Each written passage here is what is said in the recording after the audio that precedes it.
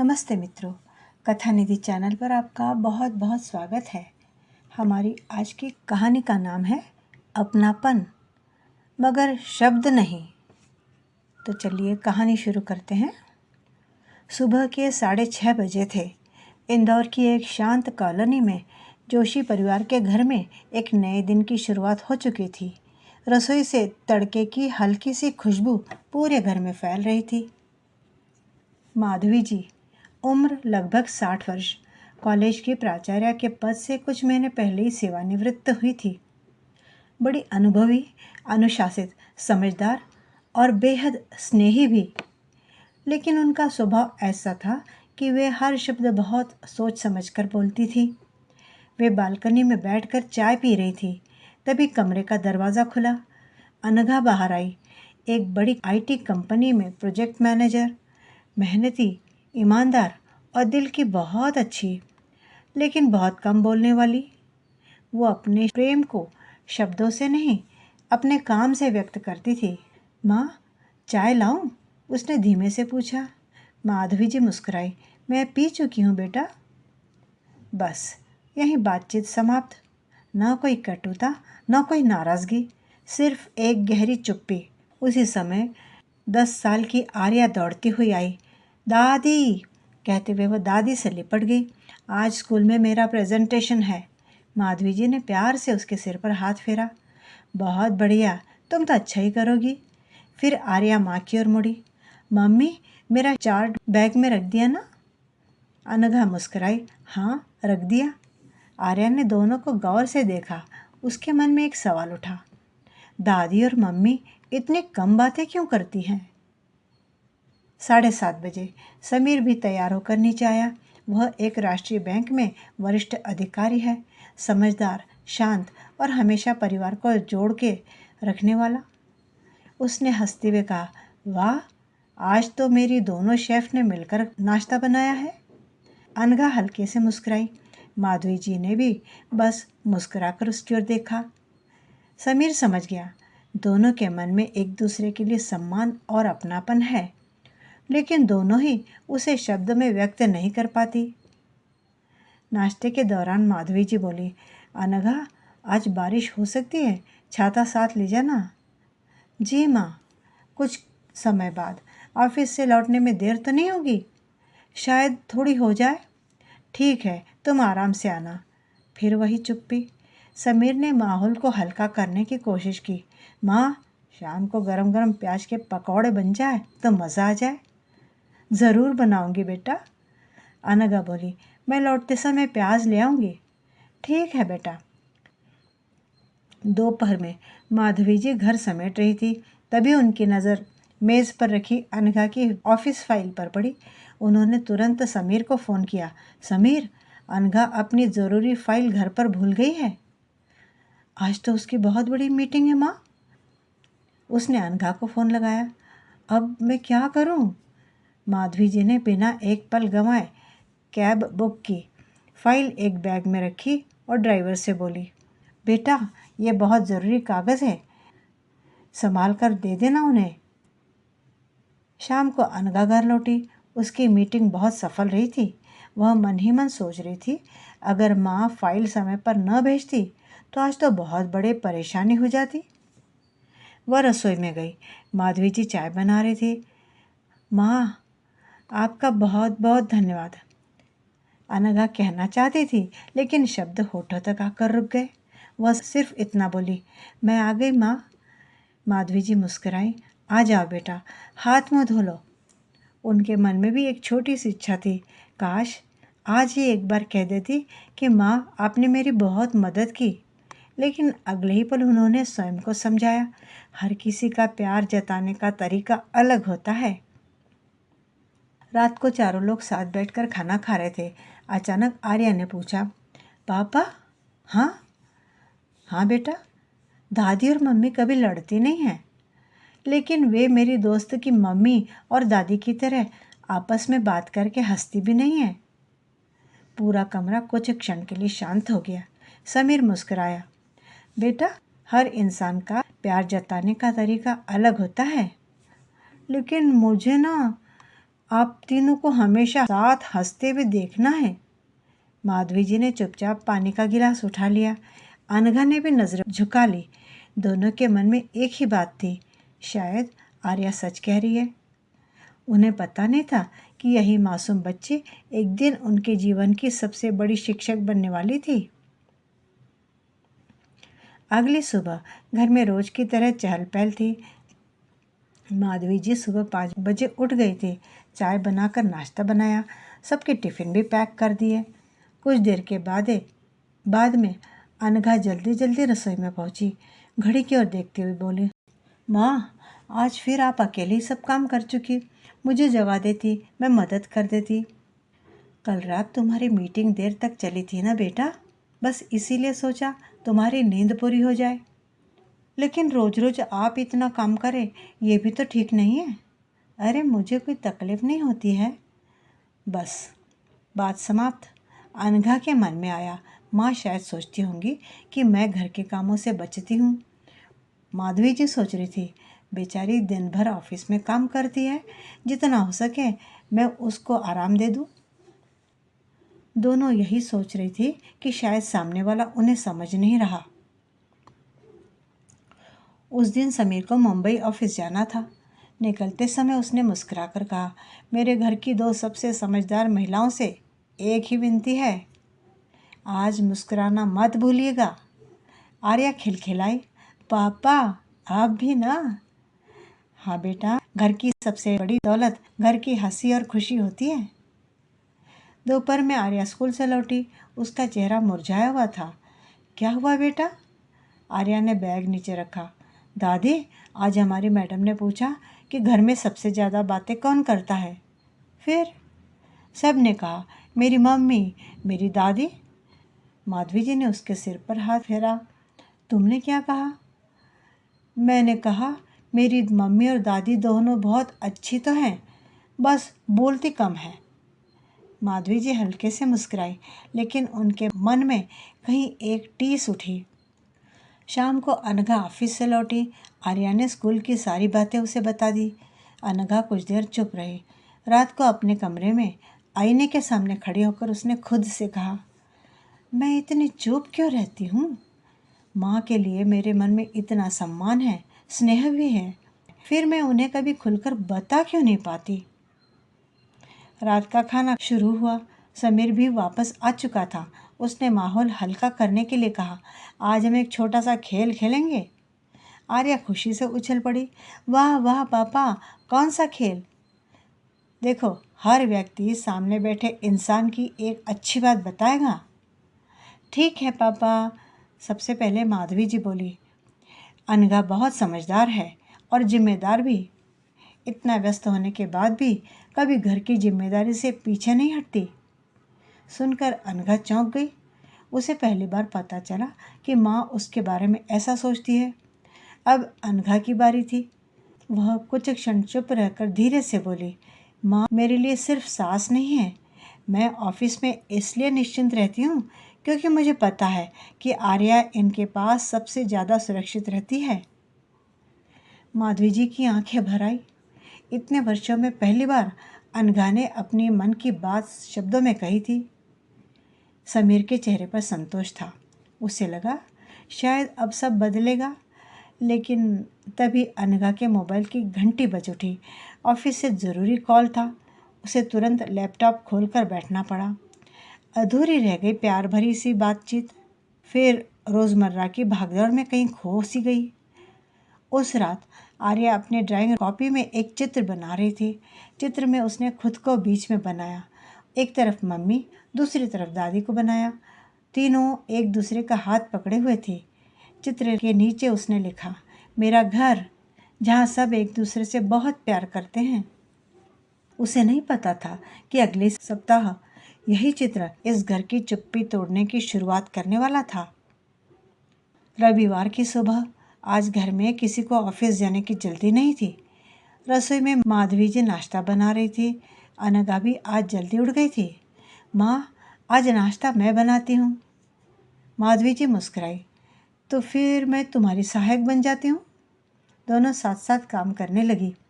एक सब्जी काट रही थी दूसरी पराठे बेल रही थी। दोनों के बीच बातचीत बिल्कुल कम थी, लेकिन काम में एक अनकहा संतोष था, तालमेल था। समीर रसोई के दरवाजे पर खड़ा मुस्कुरा रहा था। वह बोला, तुम दोनों को पता है, अगर कोई बाहर वाला तुम्हें देखे तो उसे लगेगा कि तुम दोनों बरसों पुरानी सहेलियां हो। अनघा और माधवी दोनों ही मुस्कुरा पड़ी। नाश्ते के बाद आर्या अपनी ड्राइंग फाइल लेकर आई। दादी, मम्मी, देखो ना, मेरा परिवार दिवस वाला चित्र पूरा हो गया है। उसने चित्र सबके सामने रख दिया। चित्र में सबसे बीच में वह खुद, एक तरफ दादी, दूसरी तरफ मम्मी और पीछे पापा। चारों के चेहरे पर मुस्कान। शीर्षक था, मेरे घर में 2 माँ है। यह पढ़ते ही माधवी जी की आंखें छलछला गई। अनघा भी कुछ क्षण चित्र को देखती रह गई। फिर आर्या ने मासूमियत से पूछा, दादी, आप मुझे कहानियाँ सुनाती है, मम्मी भी कहानियाँ सुनाती है और मुझे पढ़ाती भी है। दादी मुझे दुलार करती है, मम्मी मुझे हिम्मत देती है, इसलिए मेरे पास 2 माँ है। समीर की आंखों में भी चमक आ गई। उसी समय दरवाजे की घंटी बजी। पड़ोस की सुधा जी आई थी। उन्होंने चित्र देखा तो मुस्कुराते हुए बोली, वाह, बड़ा सुंदर चित्र बनाया है आर्या तुमने। आर्या, तुम्हें सबसे ज़्यादा प्यार कौन करता है, मम्मी या दादी? आर्या ने बिना एक पल सोचे उत्तर दिया, दोनों। लेकिन अगर किसी एक का नाम लेना पड़े तो? आर्या कुछ पल सोचती रही। अनघा और माधवी जी दोनों उसकी ओर देख रही थी। आर्या ने मुस्कुराते हुए कहा, मैं ऐसा क्यों चुनूं? अगर मैं मम्मी का नाम लूँगी तो दादी उदास होगी और दादी का नाम लूँगी तो मम्मी उदास होंगी। मुझे तो दोनों चाहिए। सुधा जी हंस पड़ी। एकदम सही जवाब दिया है आर्या तुमने, लेकिन यह छोटा सा प्रश्न अनघा के मन में कहीं अटक गया। उसे लगा, अगर सचमुच कभी आर्या को किसी एक को चुनना पड़े तो? दोपहर में आर्या अपने कमरे में पढ़ रही थी। माधवी जी बालकनी में बैठी थी। अनघा चाय ले आई। माँ, आपकी चाय। धन्यवाद बेटा, माधवी जी ने धीरे से कहा। अनघा, जी माँ। आज आर्या की बात सुनकर बहुत अच्छा लगा मुझे। अनघा भी मुस्कुराई। हाँ माँ, मुझे भी। माधवी जी आगे कुछ कहना चाहती थी, लेकिन रुक गई। अनघा भी ठहर गई। उसे भी कुछ कहना था, लेकिन शब्द नहीं मिले दोनों को। शाम को समीर ने देखा कि दोनों फिर अपने अपने कामों में व्यस्त हैं। अजीब बात है। दोनों ने उसकी ओर देखा। तुम दोनों के दिल में बातें तो बहुत है, लेकिन शब्द जैसे छुट्टी पर चले जाते हैं। समीर की बात सुनकर तीनों ही हंसी, लेकिन समीर के मन में एक चिंता थी।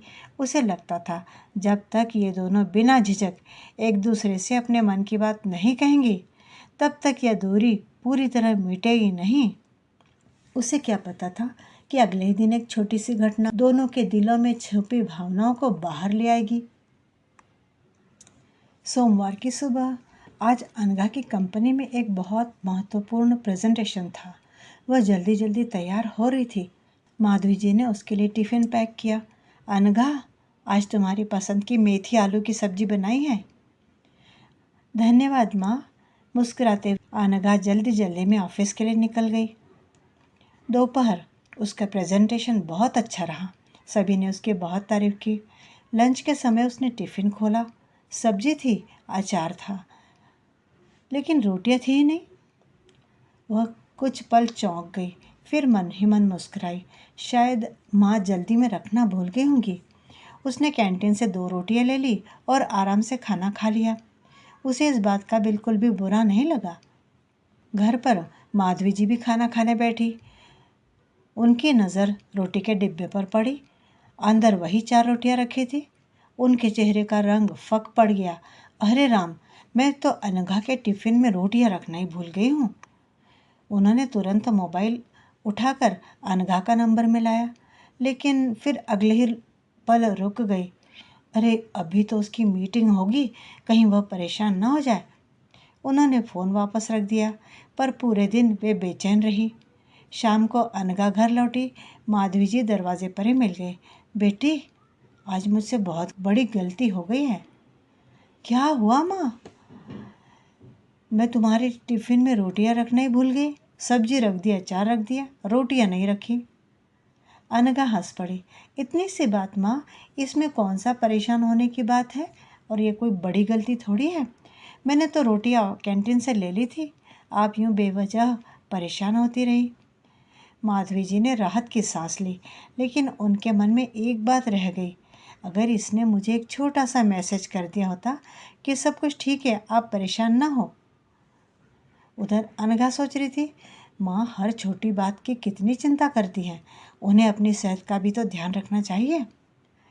दोनों एक दूसरे की चिंता तो कर रही थी, लेकिन अपने मन की बात नहीं कहती। रात को खाना खाते समय समीर ने पूछा, आज सबका दिन कैसा रहा? अनघा हंसी और टिफ़िन वाली घटना सुना दी। समीर मुस्कुराया, माँ की तरफ देखा। माँ, अरे आपने फ़ोन क्यों नहीं किया इसको? मैंने सोचा कि ये काम में होगी, वे बेवजह डिस्टर्ब हो जाएगी। फिर उसने अनघा से पूछा, और तुमने एक मैसेज क्यों नहीं कर दिया कि तुमने रोटियां ले ली है और तुम्हारा काम हो गया? अनघा चुप रह गई, ध्यान ही नहीं रहा। समीर ने बहुत प्यार से कहा, देखो आज गलती तो किसी की भी नहीं थी, लेकिन अगर माँ फ़ोन कर देती या तुम एक मैसेज कर देती तो दोनों का मन हल्का हो जाता। दिन भर बेचैन रही ना तुम लोग। फिर उसने आर्या की ओर देखकर कहा, बेटी आर्या, रिश्ते सिर्फ प्यार से नहीं चलते, प्यार जताना भी ज़रूरी होता है। मतलब? जैसे स्कूल में हम प्रेजेंट बोलते हैं ना, वैसे ही घर में भी कभी कभी कहना चाहिए, मैं तुम्हारे साथ हूँ। समीर हंस पड़ा। माधवी जी और अनघा भी मुस्कुरा दी। उस रात सोने से पहले अनघा ने पहली बार एक छोटा सा संदेश सासू माँ को भेजा। माँ, आज की सब्जी बहुत स्वादिष्ट थी, और कृपया छोटी छोटी बातों के लिए आप इतना परेशान मत हुआ कीजिए। मैं सच में ठीक थी, कुछ मुझे परेशानी नहीं आई। शुभ रात्रि। कुछ ही क्षण बाद माधवी जी का उत्तर आया, शुभ रात्रि बेटा, और धन्यवाद। ये संदेश पढ़कर मेरा मन बिल्कुल हल्का हो गया है। मोबाइल की उस छोटी सी स्क्रीन पर लिखे कुछ शब्द दो दिलों के बीच की दूरी थोड़ा और कम कर गए। लेकिन अगले ही सप्ताह एक ऐसी घटना होने वाली थी जहां शब्द नहीं, बल्कि सेवा और अपनापन इन रिश्तों की गहराई सबके सामने लाने वाले थे। अगली सुबह घर का माहौल पहले से अधिक हल्का था। रात के शुभ रात्रि संदेश ने दोनों के मन का बोझ काफ़ी हद तक कम कर दिया था। सुबह 5 बजे ही माधवी उठ गई। चाय बनाते समय उनके चेहरे पर हल्की मुस्कान थी। तभी अनघा भी रसोई में आ गई। माँ, आज चाय मैं बनाती हूँ। अरे रहने दे, रोज ऑफिस भी तो जाना होता है तुझे। अनघा ने प्यार से उनका हाथ पकड़ लिया।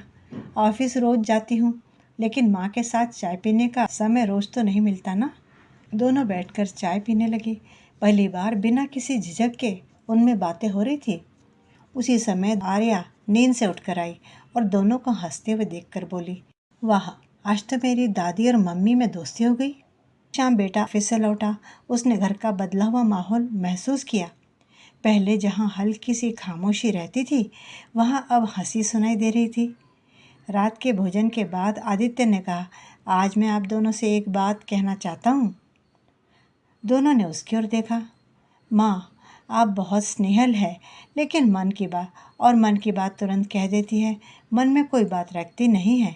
और अनघा, तुम भी दिल की बहुत अच्छी हो, मगर अपनी बात मन में ही दबा कर रखती हो। समस्या किसी की नीयत में नहीं है, बस तुम दोनों के बातचीत के तरीके में है। दोनों चुपचाप सुनती रहीं। आदित्य ने आगे कहा, आज से हम एक नियम बनाएंगे। अगर किसी को किसी बात का बुरा लगे तो मन में रखने के बजाय उसी दिन प्यार से अपनी बात कह देंगे। कोई तीसरा उस बात का फैसला नहीं करेगा, हम ही तीनों सोचेंगे और बात करेंगे। माधवी जी ने तुरंत हामी भर दी। अनघा ने भी मुस्कुराते हुए कहा, मुझे भी यह नियम मंजूर है। दिन बीतते गए। अब घर में छोटे छोटे मतभेद तो होते थे, लेकिन वे मनभेद नहीं बनते थे। एक रविवार को आदित्य ने बाहर घूमने चलने का कार्यक्रम बनाया। पार्क में बैठी माधवी जी अपनी सहेली शारदा से मिली। शारदा ने पूछा, अरे माधवी, तुम्हारी बहू नौकरी करती है, फिर भी तुम दोनों में कभी झगड़े नहीं होते क्या? माधवी जी मुस्कुराई, अरे झगड़े तो हर घर में होते हैं, जहाँ 2-4 बर्तन हैं तो खड़केंगे, लेकिन हमने रिश्ते को जीतने दिया है, अहंकार को नहीं। हाँ, मेरी बहू कम बोलती है, इसलिए पहले मैं उसे गलत समझे बैठी थी। अब समझ गई हूँ कि प्यार हमेशा शब्दों से ही नहीं, व्यवहार से भी दिखता है। पास ही खड़ी अनघा ने सुना तो उसकी आंखें भर आई।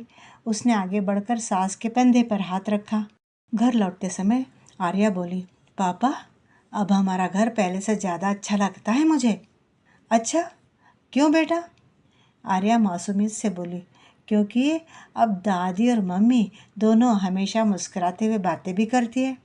पहले भी दोनों मुझे प्यार करती थी, अब वे एक दूसरे को भी प्यार से देखती और बातें करती हैं। उसकी बात सुनकर कार में बैठे तीनों की आंखें नम हो गई। उसी दिन माधवी जी ने मन ही मन सोचा, रिश्ते बड़े काम करने से या केवल बातें करने से ही नहीं होते, बल्कि छोटी छोटी बातों को समझने से बड़े बनते हैं। अनघा ने भी महसूस किया कि भले ही कभी कभी चुप रहना समझदारी है, लेकिन सही समय पर प्यार से अपनी बात कहना और अपने मन के भावों को शब्दों में व्यक्त कर देना भी रिश्तों को और मजबूत बनाता है। हर सास बुरी तो नहीं होती, ना ही हर बहू गलत होती है। कई बार समस्या केवल स्वभाव के अंतर की होती है। जहाँ संवाद, सम्मान और समझदारी हो, वहाँ परिवार में प्रेम हमेशा जीतता है। मित्रों, यहाँ हमारी कहानी समाप्त होती है। कहानी का विषय एकदम प्रासंगिक है। हर घर में इस तरह का रिश्ते में अपनापन, लेकिन बोलचाल में झिझक कई बार देखी जा सकती है। कहानी ने जिस तरह से उसका हल सुझाया हुआ है, क्या आपको अच्छा लगा? एक लाइक ज़रूर कीजिएगा अगर कहानी अच्छी लगी हो, और चैनल पर नए हैं तो चैनल को सब्सक्राइब ज़रूर कर लीजिए। कहानी सुनने के लिए धन्यवाद। आपका दिन शुभ हो।